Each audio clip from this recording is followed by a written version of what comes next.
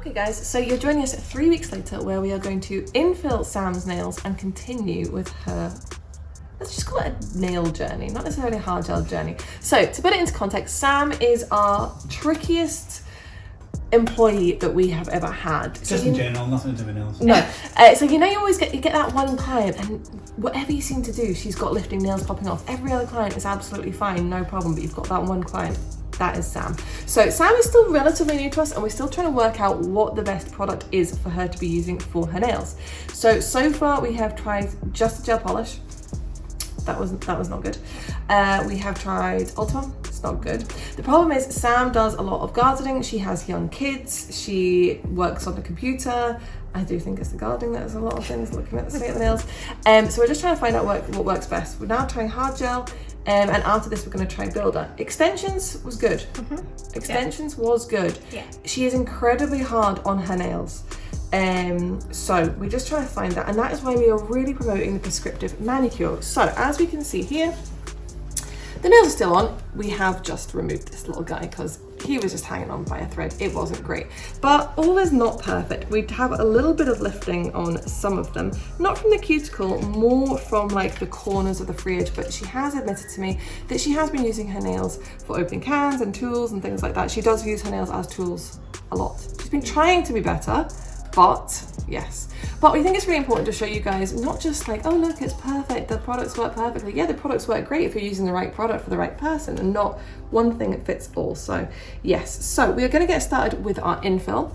The other thing that we noticed was this is 3 weeks on. When I checked in with Sam a week ago, which was 2 weeks on, everything was fine. There wasn't really the signs of lifting or anything like that. So that's another thing we're realizing is Sam is not somebody who's going to go 3 weeks between infills. She's going to go 2 weeks, and we would probably be absolutely fine if we'd done 2 weeks. So just something to keep in mind, again, with your clients, it's all about the prescriptive manicure, doing what is right for their nails, their lifestyle, etc., etc. So just giving the nails, the hands a wee sanitize. And then I'm going to start with my infill. So we've covered this before in videos, but we're kind of doing a more comprehensive video with this, showing you everything all together. As you all know, I like to use an e-file, so I'm going to go in with a 5-in-1 bit that we get from Lucy Pastorelli. As always, you can use code NAILORDER to get 5% off your orders with Lucy. And I'm going to use this at a speed of 20. So it's 20 on my Lucy machine. That may show as 20,000 on a different machine. Just depends. So you can see this nail still looks good, but you never know what surprises may lurk underneath once we get started. So we've just got a top coat on here. So I'm just going to start filing through. I do always recommend that you file the nail really quite thin between infills. So we did only do quite a thin layer of Dura Gel. So I am thinking that maybe we're going to try it a little bit thicker for Sam to see if that helps improve with the retention and adhesion for her. So far I am not seeing anything bad on this nail in terms of lifting. Really, I can't really see any lifting at all so far on this nail. And it is so important that if you do have lifting on a client that you remove every last piece of it, because if you don't, you may open the client up to something such as greenies, you know, the bacteria getting in that thrives in wet conditions, especially when it gets stuck between the enhancement and the nail plate. So I can't see any lifting there. I'm quite happy with that. I can see the natural nail health through. Don't know if the camera's going to show it quite as well. I can see that there is no issues with the nail plate, no lifting of the nail plate, etc. So I'm going to move on to the next finger, see what we have here. So that nail has survived quite well. Let's see how we crack on. I know that there's a couple more, the fingers that she uses more maybe haven't survived quite as well. So I do find that if you can debulk at this point, remove as much of the product as possible, it is going to make your life so much easier just when you are going through with the infill, just in terms of getting the product as level as you can and reducing the amount of refining that you have to do. Of course, if you don't use an e-file, you're just going to be hand filing at this point. As always, I would highly recommend that if you are doing treatments that are requiring removal, so any sort of gel or acrylic enhancement, and things that require infill and or refining, get yourself qualified in e-file, guys. Honestly, it makes such a difference. I'm just going to turn my e-file around here. But again, I cannot see any areas of lifting. Let me just check this free edge a little bit actually. It's really important that you do have a look all around. I'm not 100% happy with this, just a tiny corner on the free edge here, so I'm just using the tip of my the 5-in-1 bit here just to blend it away. The way I've got it angled, it is not touching the natural nail. There we go, it's just blended that way. So it's just a tiny, tiny little corner there I wasn't happy with, and I've taken that off. Okay, this is the scary territory that we're coming into here, guys. So let's see how we go. It's important as well to make sure that you are replacing your bits regularly, especially if you are using them a lot. So there was a tiny bit of lifting just there. I do definitely think we need to go a little bit thicker this time. Just because it was a natural nail overlay, she doesn't have a lot of length to support. We did keep it really quite thin, but Sam is just so heavy on her nails that we are just going to thicken that up. So there is a big area of lifting here, which I did think there would be. So I'm just going to show you guys what I would do with my e-file to get rid of that. If you don't use your e-file and you have a big area of lifting like I can see right here, you could definitely go in with your nippers and nip that away. But what I'm going to do with my e-file is I'm going to cut it. So I'm just going to use the tip of my 5-in-1 and I am just going to cut very gently a line along the lifted area. Just means I don't need to just keep filing that area.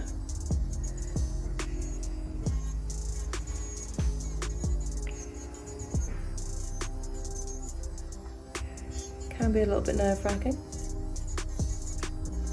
What's on the drawbacks of doing what you're doing now? I mean, you can go through and hit the natural nail, so you do want to be careful. And if you are getting a bit nervous, just like I am there, I'm just going to go with my nippers now, and there we go. I'm just going to pull that away. Perfect. So yes, you can see the remnants of gardening here on this, a little bit of soil I think that I just scraped away, which is why it is so important to, one, do infills as regularly as your client needs, and two, ensure you remove all lifted areas when you are doing infills. If you don't, this is prime breeding ground, especially if your client is a keen gardener, a prime breeding ground for Pseudomonas, which causes what we commonly call greenies. So really important, guys. So what I'm doing here is, it'll probably look from this top camera here that I am on the natural nail, but I am not. So probably Chris's camera there. I do prefer to go backwards, but just because I am right-handed and to spin my hand around is a little awkward. So what I'm doing is I'm just using the very, very edge, and I'm just sort of almost just hitting the nail, just the edge of the enhancement, the area that I want to remove. So we're not touching the natural nail at all. Just being really careful, and then I'm happy. Okay, on to the next one now.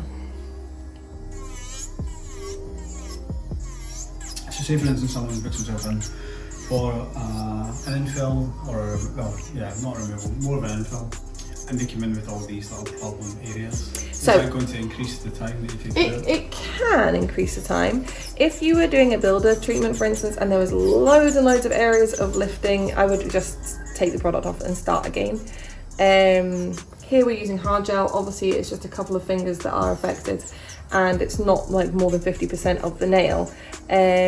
So that is why we are still going to infill it. On this thumb here, more than 50% of the nail was lifted, whilst it was still on, more than 50% was lifted. So that's why it was better just to remove that rather than just continue with trying to infill it.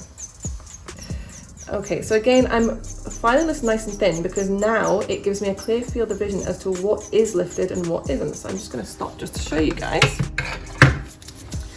Okay, so let's have a little look. So now that I have thinned that right out, where before we couldn't see the areas of lifting particularly, I was aware there was a little bit, now you can see it. So if you weren't going to use your e-file, I'm just going to show you what you could do this time. So if you were hand filing, you discovered that, what I would personally say is the easiest thing to do, because it's a larger area of lifting and not just a little small bit, is I would just go in and nip away the majority of it with the nippers. Watch your eyes. it just reduces the amount of filing that you're going to have to do, and it also reduces the likelihood of going through onto the natural nail. So once I have done that, I'm going to go back in with my e-file, and again I'm just going to go around these edges here, which are the smaller areas.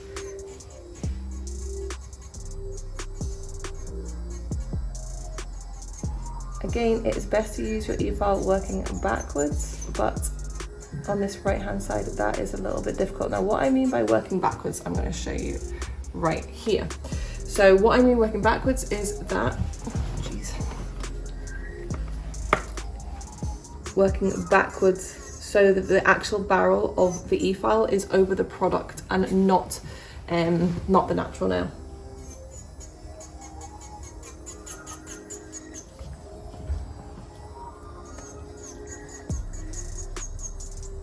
Always wanting to protect natural nail health as much as we can. So there's a tiny little bit of lifting I think here, and again I'm just not 100% happy with this corner and the free edge. So I'm just going to work away at that. But again guys, I've been doing nails for a very long time. We always had a joke in the salon that Becca's nails last, and I want to show you this because it's real world and you're always going to come across that person that you just have struggles with. So there's no point in pretending that everything is fine, we're doing this journey and her nails held perfectly, because, well, it's just not the case and it's not really going to help you guys. So yes, okay. So we have at this point removed pretty much most of, if not all of the lifting.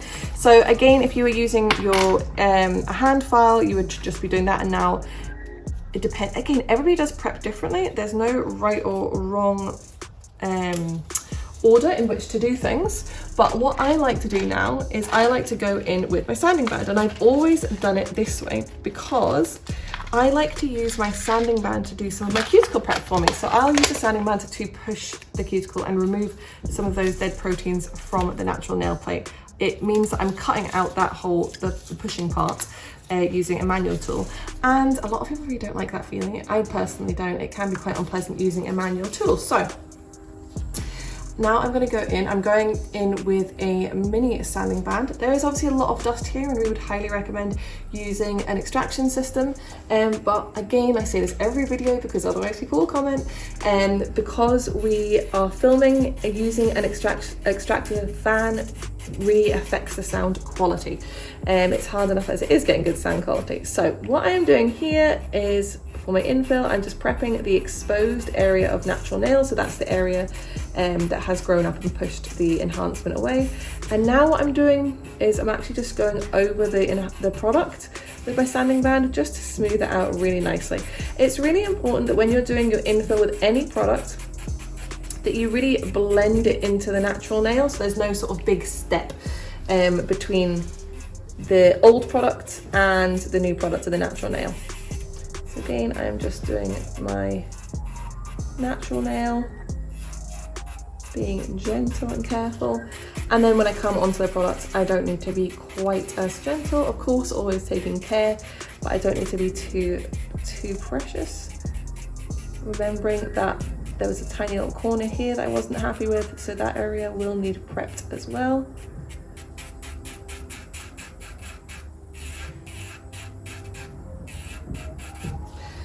And again, on to the next nail. So you'll see right here, I'll try and zoom in for you guys if I can. Okay, so this is a sort of perfect nail to show you what I mean with what I do with my sanding band and the cuticle, if I can get into the right position. So I'm going to remove and push all of this cuticle right off the nail plate with my sanding band. I'm just going to do it half first, just to show you guys the difference. So you can see this half has been pushed and this half hasn't. I just love it. We had our educator day this weekend, and I was actually saying to some of the educators, take away all my manual tools, take away all my e-file bits, and just leave me with a sanding band and I'll be fine.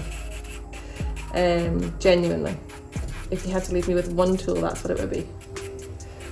So again, I'm just working over the enhancement at this point. So at this point, you could just be doing that with your nail file.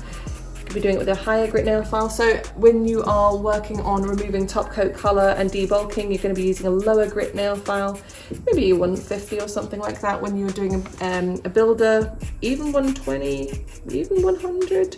But we want to make sure that we are working our way down those or up those grits as we come towards the natural nail. So if you were using a hand file, a manual file at this point, you would probably be wanting to use a 180, even if you're just smoothing over the product, because we are working really close to the natural nail.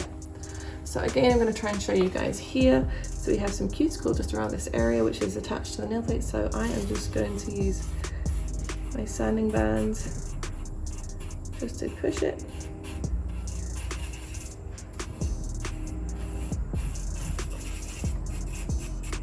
I find it really speeds things up, and I personally think it's more comfortable for the client because they don't feel you pushing it like that, whereas with a manual, with a cuticle pusher, they can really feel it. So again, right now I'm working over enhancement, I'm not working over natural nail, so I can be slightly more aggressive, but then when we come back to natural nail, we are reducing our pressure, not working over the same area more than once, and just in general being cautious.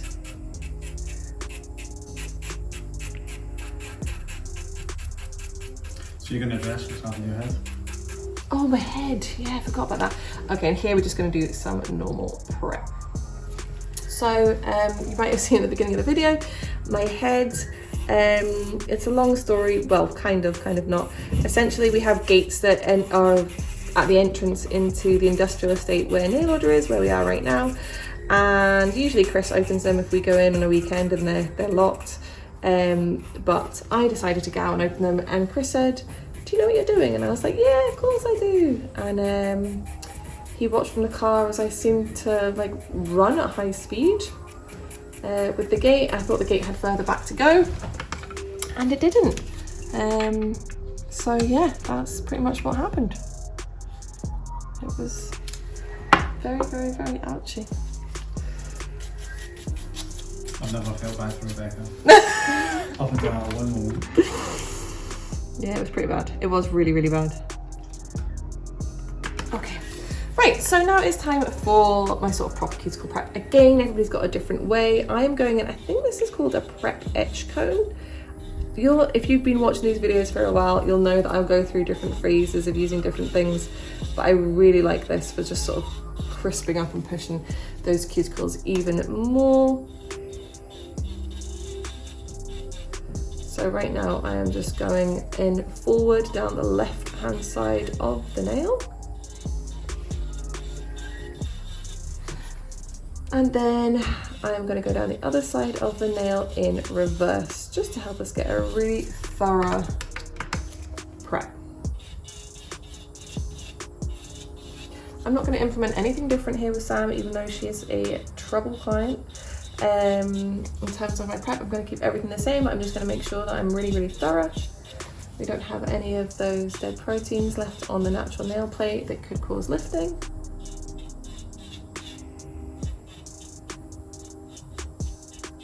But Sam, interestingly, before we started, Sam said, well, this shows that it's not you know, it helps nail techs realize it's not necessarily, like, it's not that you've done anything, it's just that client, because everybody else's nails that I do with the same products are absolutely fine. So yes, don't be down on yourself. So I'm just going to go in and nip. I do like to kind of do a hybrid method, so I'm using the E-file and I am using my nippers a little bit. Is there any case where, for instance, you may be doing build on a client for say 6 months, and then all of a sudden it just doesn't seem to retain it? Yeah, absolutely, especially if that client has gone through hormonal changes, pregnancy as an example. Couldn't have kids. That can absolutely change somebody's nails, how oily they are and things like that. And of course, even things like that come with lifestyle changes, you know. Maybe they were even fine through their pregnancy, but now they've got a baby, they're changing nappies, they're washing their hands all the time, they're washing bottles and doing all sorts of things they weren't doing before. So absolutely, just because something's worked for your client for 6 months, a year, 3 years, doesn't mean that it's going to work forever. So that's why it's really important to converse with your client, find out what's going on with them, sort of, not, you don't have to give them an in-depth consultation every single time they come, but just speak to them, and that is the consultation.